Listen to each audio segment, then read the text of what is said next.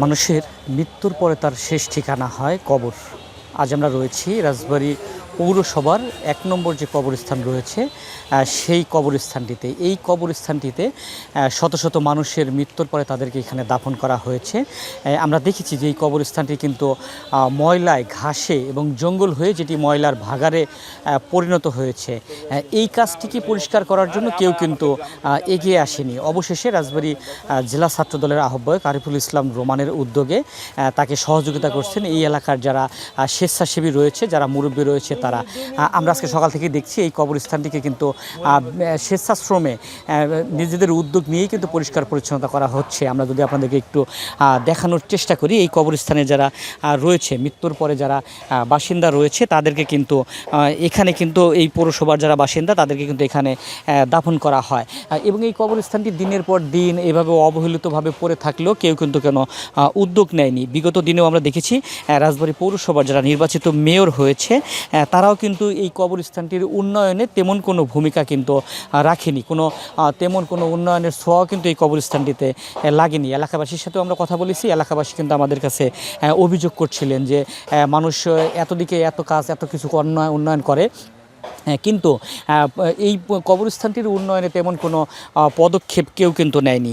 এমনকি এই কবরস্থানটি যে ঘাস, ময়লা, আবর্জনায় যে জর্জরিত হয়েছিল সেটির ব্যাপারেও কিন্তু কেউ কোনো পদক্ষেপ কিন্তু গ্রহণ করেনি। আমরা দেখেছি আজকে সকাল থেকেই কিন্তু এই এলাকার যারা মুরব্বী রয়েছে, এই এলাকার যারা গণ্যমান্য ব্যক্তি রয়েছে, যারা স্বেচ্ছাশ্রম দিয়ে তারা কিন্তু কাজ করছে, সেই কাজটির উদ্যোগ নিয়েছে রাজবাড়ী জেলা ছাত্রদলের যিনি আহ্বায়ক রয়েছে আরিফুল ইসলাম রোমান। আমরা একটু তার সাথেও কথা বলার চেষ্টা করব, পাশাপাশি এলাকার যারা মুরব্বী রয়েছে তাদের সাথেও একটু কথা বলার চেষ্টা করব। এবং এই কাজটির সহযোগিতা করেছে, এই কাজটির অনুপ্রেরণা জুগিয়েছে আশিক ফাউন্ডেশনের পক্ষ থেকে। আশিক তিনিও কিন্তু এই কাজটির জন্য সহযোগিতা করেছেন এবং অনুপ্রেরণা জুগিয়েছে। আমরা এখন একটু রাজবাড়ী জেলা ছাত্রদলের যিনি আহ্বায়ক রয়েছে আরিফুল ইসলাম রোমান, তার সাথে একটু কথা বলি এবং তার কাছ থেকে জেনে আসি যে তিনি কেন এই উদ্যোগটি গ্রহণ করলেন এবং এই কাজটি কীভাবে চলমান থাকবে, যদি একটু বলেন। আল্লাহ সন্তুষ্টি লাভের আশায়। এটা মানুষ তো খালি পরকালে এই ঠিকানা, এই সবশেষ যে যতই বাহাদুরি করি দুনিয়াতে 3.5 হাত মাটি সর্বশেষ ভরসা। আর সেই পবিত্র জায়গা কবরস্থান, এই কবরস্থানে যদি অপরিষ্কার থাকে, কবরস্থানটি যদি এই আগাছা জঙ্গলে থাকে, তাহলে তো খুব কষ্টজনক বিষয়। এই বিবেকের জায়গা থেকে আমার মুরব্বী সিনিয়র নানা, চাচা, মামা, ভাই, এদেরও এলাকার দাবি ছিল এটা পরিষ্কার করা। সব কিছু মিলেই এটা আমাদের শুরু। ধন্যবাদ আপনাকে। আমরা একটু এই এলাকার একজন মুরব্বীর সাথে একটু কথা বলি, একজন গণ্যমান্য ব্যক্তি, তাদের সাথে কথা বলার চেষ্টা করি। এই যে কবরস্থানটি পরিষ্কার করা হচ্ছে, কেমন লাগছে আপনাদের? যদি আমাদের কাছে খুব সুন্দর লাগতেছে। মানে অদ্যাবধি এ পর্যন্ত এরকম কাজ কেউ করে নাই।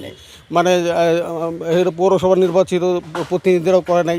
সেই হিসাবে রোমান যে কাজটা করতেছে এটা আসলে খুব প্রশংসনীয় এবং এ কাজের মানে কি বলবো আমার ভাষায়। যে আপনারা শুনছিলেন যে এই এলাকার একজন মুরব্বী, তিনি বলছিলেন যে এমন উদ্যোগ বিগত দিনে কিন্তু কোনো নির্বাচিত জনপ্রতিনিধি যারা রয়েছে তারাও কিন্তু নেয়নি। আমরা ঠিক এই মুহূর্তে আরেকজন মুরব্বীর সাথে কথা বলি। মুরব্বী, কেমন লাগছে এই কবরস্থানটি? তো কেউ বিসমিল্লাহির রহমানির রহিম। এই গোরস্থানটা অতিরিক্ত ভালো লাগতেছে, কারণ এখানে আমার মা বাপের কবর আছে, আমাদের বংশধর সবার কবর আছে। বর্তমান সরকার, আগেকার সরকার এই গোরস্থানের অবহেলিত, তারা কেউ গোরস্থানে কাজ করে নাই, স্বীকার করেছে, এসছে, বলেছি, করে নাই। তো এ পর্যন্ত আজকে যে আমাদের জুনিয়র আমার নাতি একজন উদ্যোগ নিয়েছে, আল্লাহ তার ভালো করুক, সে পরিষ্কার করুক। ধন্যবাদ আপনাকে। আপনারা শুনছিলেন, আমরা কবরস্থান থেকে সরাসরি আপনাদের সাথে যুক্ত হয়েছিলাম। এই যে একটি ভালো কাজ হচ্ছে, এই ভালো কাজটির জন্য কিন্তু অত্র এলাকার যারা মুরব্বী রয়েছে, যারা গণ্যমান্য ব্যক্তি রয়েছে, সকলেই কিন্তু ধন্যবাদ জানিয়েছে এবং সকলেই বলছে যে এমনি করেই একটু ভালো কাজের মধ্য দিয়ে কিন্তু আমাদের দেশটা এগিয়ে যেতে পারে। এ ধরনের ভালো কাজে সকলেই এগিয়ে আসবে এবং সকলেই অংশগ্রহণ করবে, এমনটি কিন্তু রাজবাড়ীবাসীর প্রত্যাশা।